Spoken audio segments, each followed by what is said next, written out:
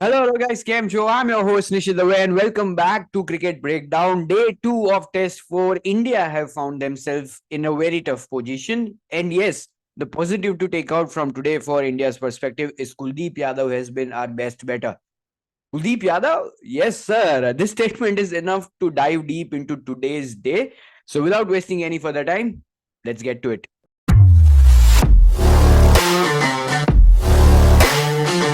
Well at the start of the day Indian fielders were looking very tired. मतलब ऐसा लग रहा था कल पूरे दिन फील्डिंग करके एकदम बॉडी में से जान उतर गई है. There was no real noise around the bat. बिल्कुल भी बैंटर नहीं हो रहा था. No one was looking aggressive. It was feeling like India was waiting for the pitch to do something. और उसके चक्कर में भाई साहब पहले आधे और I will say first 45 minutes nothing was in favour of India. भाई साहब रॉबिन्सन ने अपनी 50 बना दिए. His मैडन 50.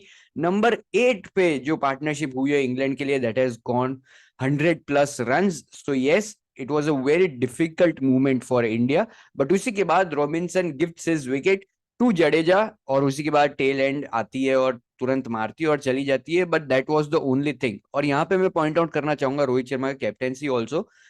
Every player was looking tired. They were just waiting for something to happen rather than creating those chances. अगर आपने England को आज देखा हो, the players were continuously chirping around our batters, creating that chances. Banter continuously on रख रहे थे और जब भी बॉल हल्की सी भी पास से जाती थी, they were letting the batter know that the pitch is unplayer. भाई अपने प्लेयर कुछ नहीं कर रहे थे, एकदम शांति से खड़े हुए थे. Only Siraj was the one was bowling aggressively, जो रॉबिन्सन को एकदम एग्रेसिवली डाल रहे थे. And even there he had no support. तो ये एक चीज जो मैं कहूंगा इंप्रूव कर सकते हैं हम. ये हम कोहली एरा में बिल्कुल नहीं देखते थे. But yes, that's one thing that we can improve upon. And now England had already had a huge lead yesterday. आज उन्होंने वापस थोड़े रन्स बनाए. They got more than 350+ runs, which is more than sufficient on this pitch. मैंने कल भी कहा था पिच इतनी अच्छी नहीं है बैटिंग के लिए. There is variable bounce. Ball पड़ के धीमा होके आ रहा है. There are cracks on the pitch as well. और बहुत ही अच्छे से एक्सप्लॉइट किया इंग्लैंड ने आज उस क्रैक्स को.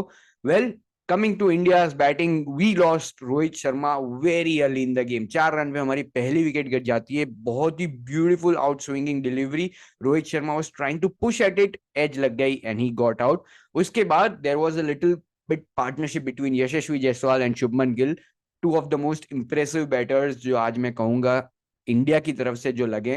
उनकी पार्टनरशिप थोड़ी बहुत चलती है. India made some run. हम 3 रन प्रति ओवर बना रहे थे भाई साहब, जबकि इंग्लैंड आप देखो तो they were never coming down below that 5 run पर ओवर. सो यस, इंडिया का run scoring abilities was jammed up. Plus Ben Stoke की कैप्टेंसी भाई साहब, he was so proactive with every player. हर एक प्लेयर के अलग प्लान्स थे उनके पास. Shubman Gill likes to cut the ball through the off side. उसके लिए उन्होंने डीप पॉइंट, डीप कवर लगाया हुआ था. He was not giving them easy boundaries at all. भाग के बनाओ run. Plus bowling was very good. एकदम स्टंप टू स्टंप लाइन पे बॉलिंग चल रही है. The accuracy in their length, that 6 to 8 meter length, was beautiful to watch from England side. And this invariably created pressure. और pressure के साथ आती है wickets. So now let's focus to the wickets that fell down for India. पहले तो शुभमन गिल भाई साहब एकदम शार्प टर्न हुआ बॉल बशीर का and completely beat the defence of Shubman Gill. LBW हो गए out. Then comes Patidar. Patidar भाई साहब हर बार he comes in, he plays a few deliveries, ऐसा लगता है that he is set. अच्छा एक स्टार्ट उनको मिल गया है. एंड देन फ्रॉम सडनली एक ऐसा रेयर शॉट वो खेल देते हैं और वो आउट होके चले जाते हैं. आज भी कुछ ऐसा ही हुआ. आज I would say the luck was not in his favour. Again sharp turn from the ball. Again वही जो मैंने कहा कि पिच पे जो खड्डे बने हुए हैं, मैं कहूंगा उस खड्डे में बॉल पड़ के जो टर्न हुआ है, it completely beat him off. फिर जडेजा आते हैं. He showed a little bit of aggressiveness. Yes, क्योंकि पहला ही बॉल उन्होंने खेला वो इतना नीचे रह गया कि उनको समझ आ गया कि भाई इस पिच पे अगर रन बनाने हैं तो एग्रेसिवली खेलना पड़ेगा, बाकी तो वरना भाई साहब रन आ नहीं रहे हैं. तो यस, उन्होंने 2 6 मारी लगातार, ब्यूटीफुल शॉट्स. बट अगेन एक बॉल ऐसा आया, वेरिएबल बाउंस पिच पे है, it bounce too much. Again Jadeja caught out.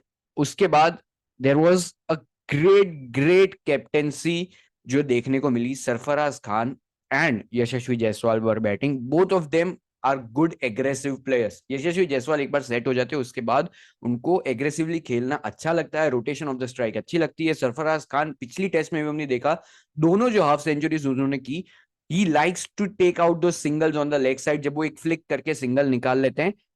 जैसा कि मैंने पहले भी कहा था, England players studied all the Indian batters carefully. Sarfaraz Khan का लेग साइड पे फ्लिक करके सिंगल निकालना was his main thing in that test 3। आज भाई साहब ऐसी फील्ड लगाई थी that there were no singles available, और एकदम stump to stump line bowling चल रही है। There is variable bounce in the pitch, pitch slow भी हो रहा है थोड़ा बहुत। So yes, there was immense pressure created on both Sarfaraz Khan and Yashasvi Jaiswal, क्योंकि सरफराज खान एक तरफ से रन्स नहीं बना पा रहे थे उस पार्टनरशिप में। The pressure also came back to Yashasvi Jaiswal. Sarfaraz Khan was so kept tight under. It was 3 runs for him of 30 deliveries, भाई साहब. So yes, हम जनरली देखते नहीं है सरफराज खान को इतना धीमे खेलते हुए, but the bowling and the field positions were beautiful to watch. एकदम मतलब टेस्ट क्रिकेट का मजा ही आ गया एकदम सही। सो यस, जैसा कि मैंने कहा, दोनों ही बैटर्स पे वो प्रेशर बनता जा रहा था। Yashasvi Jaiswal try to succumb to that pressure, and जो एक डिलीवरी उनको आई वो नीचे रह गई थोड़ी, and he missed it.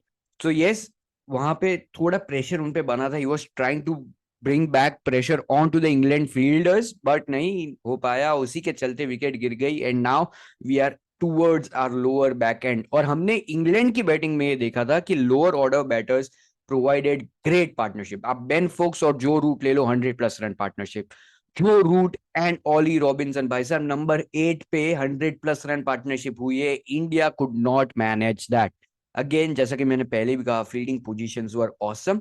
Wickets गिरती रही, but I now directly come to Jurel and Kuldeep Yadav partnership. That 40+ run partnership in those last 30 to 45 minutes of the day has been beautiful. Jaiswal के बाद सबसे ज्यादा बॉल खेलने वाले भाई साहब कुलदीप यादव है, and his defence is looking great. एकदम बढ़िया पीछे एकदम बॉल की लाइन में जाके खेल रहे हैं। स्पेशली कुलदीप का जो बैट मूवमेंट है वो इतना नीचे है कि जो बॉल नीचे रह रही है तो उनके बैट पे तो छू ही रही है कुछ ना कुछ करके। So he is not getting into that trouble, but Kuldeep Yadav has been great. अपने डिफेंस पे उन्होंने कॉन्फिडेंस दिखाया, जुरेल के साथ खड़े रहे हैं, and he is not only standing there, he is creating areas from which there can be runs made. So yes, both are doing very well. Again, आखिरी के जो सेशन था उसमें भी we only got 3 runs per over. मान 3 runs per over आ रहे थे, ऐसे भी बोल सकते हैं। But at the end of the day, India survived. Again, number 8 partnership for India is also working well. It has to be the lucky number in this test series. But now, moving towards the overall picture of the match, India is still very well behind the lead. 130 runs पीछे है मोटा lead से, and it will be very crucial the way India bats session 1 of day 3, क्योंकि हम जानते हैं भाई साहब सुबह के सेशन में बॉल मूवमेंट थोड़ी बहुत होती है, स्पेशली जब नया बॉल भी मिलेगा उनको सेशन 1 में कल। तो यस, हार्ड बॉल से there will be a good swing as well, और रिवर्स स्विंग तो अभी भी मिल ही रही है पुराने बॉल से भी।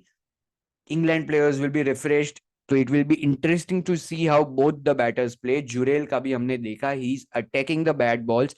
हमने पहले मैच में बात की थी, टेस्ट 3 में बात की थी कि Jurel needs to work on his strike rotation, which he did. He is creating those chances. He is running those singles hard, converting them into doubles.